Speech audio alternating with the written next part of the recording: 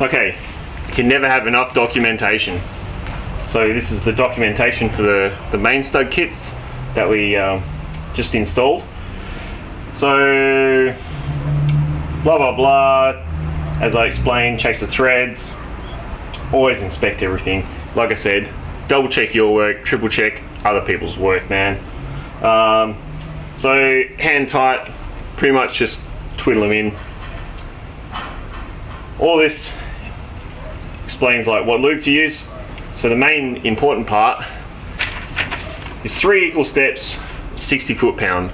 So that'll get us to the torque of the actual studs. So we'll go ahead and torque those up.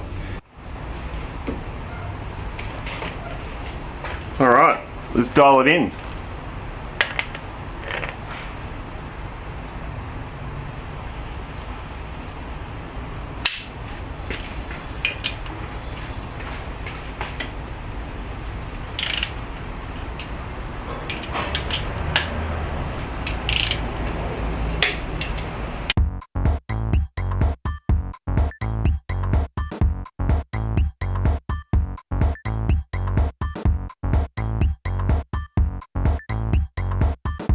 Okay, just to trap for new players, every time you back these out, these studs will usually back out as well.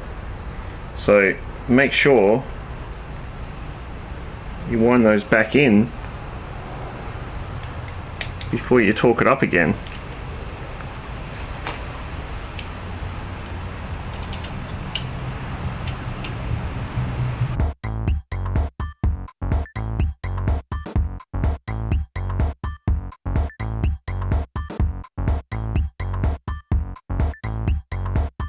So once we've torqued all these, we just go ahead, grab our crank, slow turn, check.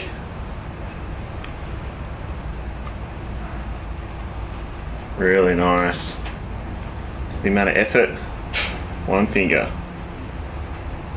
Really nice. No binding, no noises. Beautiful. So we want to set the crankshaft so it's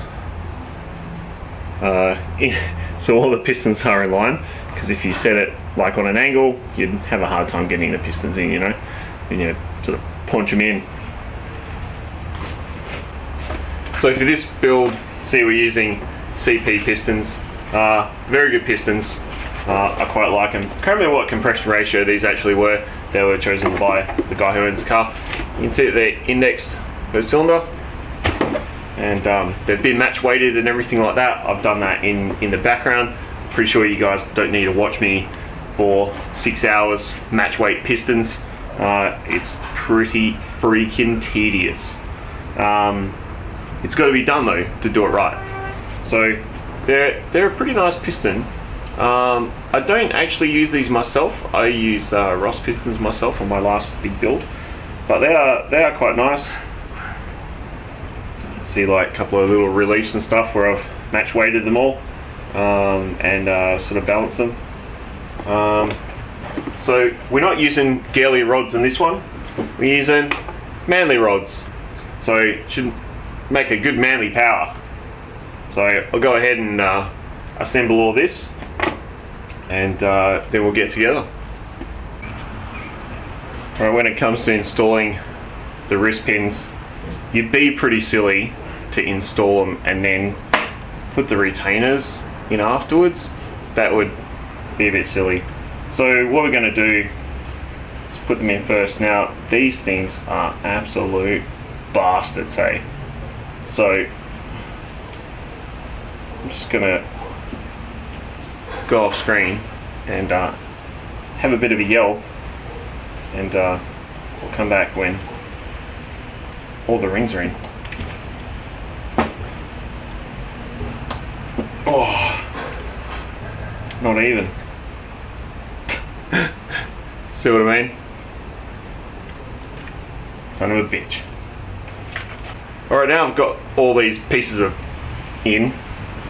Gonna put the rods to the pistons, and I find it much easier assembly lube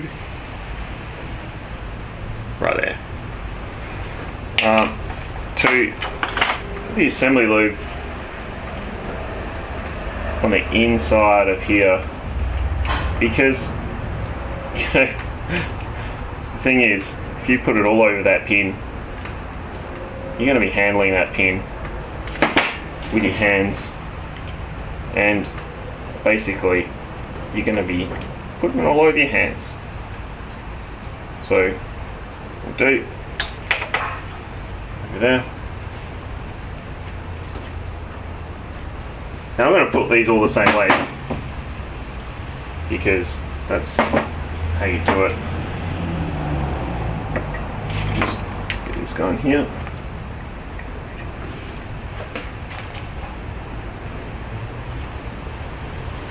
Nice and neat.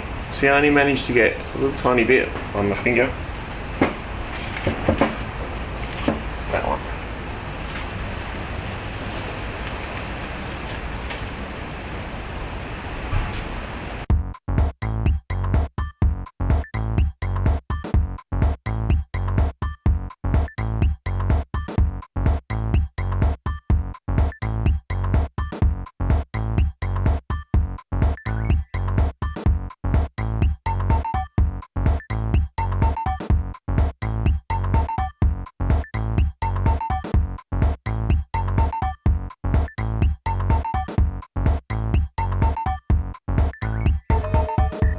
Okay, now for the other side.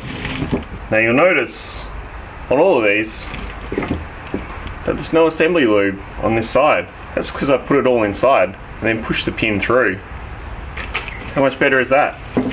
So then just make sure that's bottomed out, and then we get this guy here.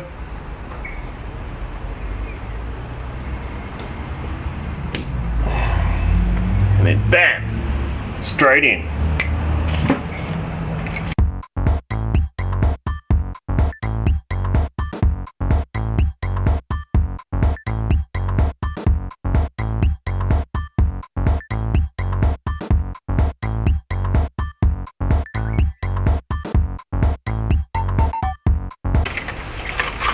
Now, as far as the piston rings go, these have already been sized long time ago, so I'm not really keen on like running through how to size rings, but I'll show you the basics. Okay, just for the hell of it, this is a piston ring. This is a CP piston ring. This is matched to the pistons. So this is the seal that seals when the thingy goes uppy downy. Alright, to measure the ring gap, you can do this if you're not even sizing them. Kind of just put it in there, around the lip. What you want to get is when your pistons, and I did this earlier, you want to put the oil rings in. So you want to put the center and the two rings in. Now, we need to use this as an actual tool. So what we do is get our piston. Usually you wouldn't have the rod on. So you want the ring to be poking out. So we just want to push the ring in.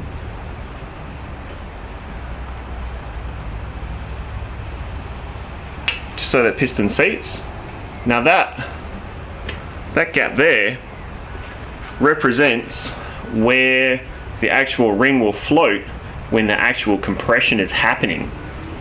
And the reason you want to do it with the piston, and so it's flat, is that if that's cocked off on a little angle, then you bet your bottom dollar you're going to have the wrong gap when it actually goes in the piston. Because I mean, the piston's not, well, hopefully, man, like piston should go up and down, like pretty straight up and down, whichever way straight looks, I don't know, up and downy like that.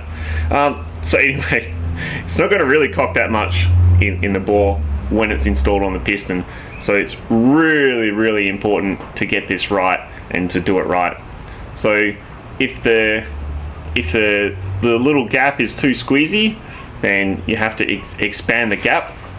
The way you expand the gap is to file the two edges. So usually you would put it in a ring file which has a little disc, and you push the two edges together while the file is running, and that will increase the gap on the actual ring.